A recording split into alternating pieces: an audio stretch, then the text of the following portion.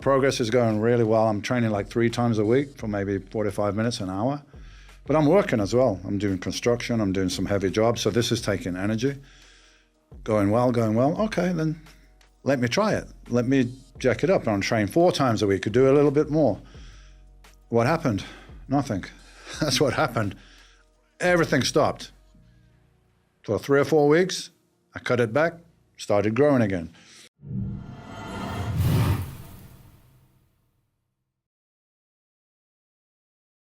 Great at 50, and I really want to talk about this high intensity, low-ish volume training that really can be credited to you because for those that don't know the community that you come from, there have been people who have been big proponents of long sessions, many hours in the gym. At the opposite extreme, there's been people such as Mike Mentzer who have been proponents of very brief, very high intensity, even 1 set to failure and that's it. And you brought things into some sense of moderation. This is almost like a hybrid. Yeah, I guess. Yeah, exactly. Between the purist HIT, which, I didn't come up with the idea. The guy that really initiated the whole thing was Arthur Jones, who was the guy that made the Nautilus machines. And then he passed it on, right? And Mike Mentzer made it more popular because Mike Mentzer was American champion, Mr. Universe, and he was in the magazines. And I read Arthur Jones's books, and I think I'm a logical thinker. So it made sense to me. But if it made sense to me and it didn't work out practically, who cares, you know? So like yourself, I was kind of training like that, and everyone was telling me this is not the way to do it. You need to train more often, do more sets and so on. So I tried it. And the whole thing with my career, it's a bit like a science experiment in a way, that I documented everything. So I've got every workout. The first time I stepped in the gym and said, seriously, okay, I'm going to train and I want to be a competitive bodybuilder and this is how I'm going to change my life and maybe I'm going to get a gym or something like that. That was about it at the time. But I said, okay, so I'm tracking everything. My progress is going really well. I'm training like 3 times a week for maybe 45 minutes, an hour. But I'm working as well. I'm doing construction, I'm doing some heavy jobs, so this is taking energy. Going well. Okay, then let me try it. Let me jack it up. I'm training 4 times a week, could do a little bit more. What happened? Nothing. That's what happened. Everything stopped.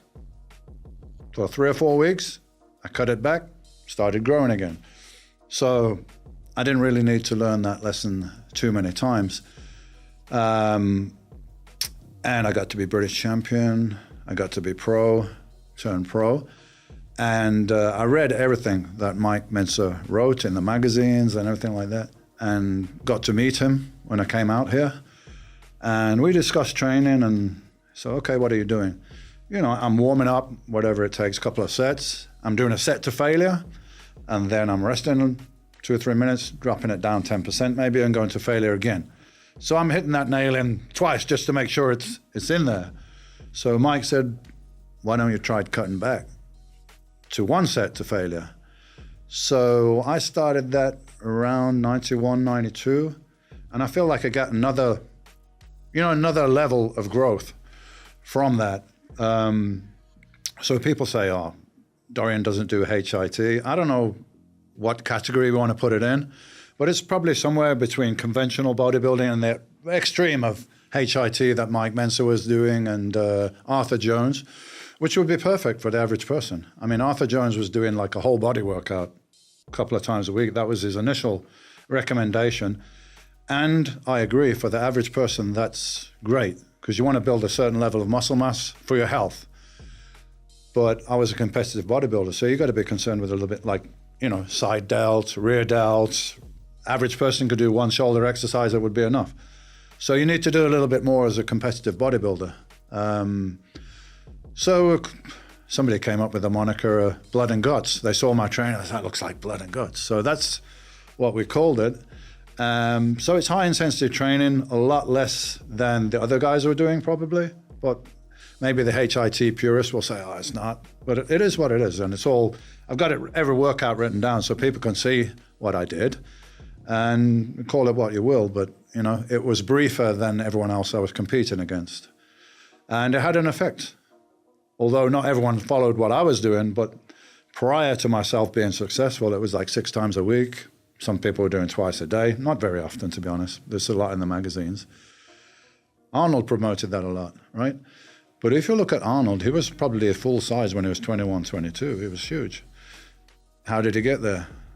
He was bench pressing 500. He was doing deadlifts. He was doing squats, whatever. He built the foundation.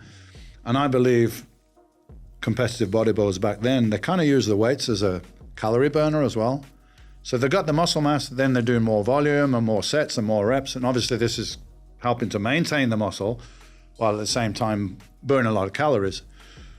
So I said, wouldn't it be better to do the weight training just to build muscle and maintain muscle and do some cardio exercise to burn extra calories, so then you'll be able to recover properly. So that was my approach. So it probably falls somewhere in between the two camps, to be honest. Yeah, I remember trying the 1 set to failure, a couple warm-ups, 1 set to failure. Yeah. You'd pre-exhaust, leg extensions into leg press. And it occurred to me after about a year or two that I needed to do a little bit more. I mention that because I think I'm like most people in the sense that, and let me frame this right, I could get certain movements to really thrash the muscle that I needed to with 1 or 2 sets. But if there isn't really good mind-muscle connection and fiber recruitment, you might need a bit more. It's possible, yeah. I mean, none of this is written in stone. Mm-hmm. When people come to train with me, I said our objective is to get an exercise and go to real muscular failure. We'll need to get there safely, so we'll do a couple of sets to warm up. But if somehow you don't feel, or I don't feel, you nailed it in that set, let's do another one. There's no law, we can't do a little bit more. So you are correct in saying that somebody that's very experienced, they get that mind-muscle connection where you can just link in and you can fully destroy it. So it depends on the person. But the idea is to not do more than is necessary, because then you're going to find it harder to recover.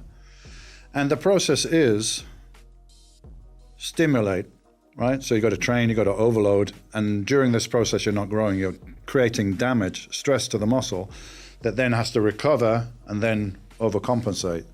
So 2 things need to be in place. You need to be sufficient intensity or overload, or there'll be no reaction. And then you need to recover from that. And let's just put it straight out there, man. There's a big difference between somebody using anabolic steroids than somebody that's not.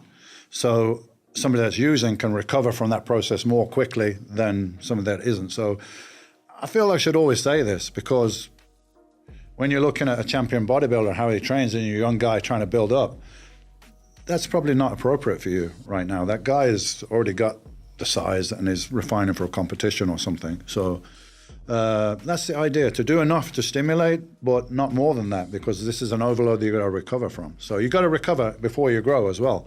So you don't want to go back to the gym before that whole process has taken place.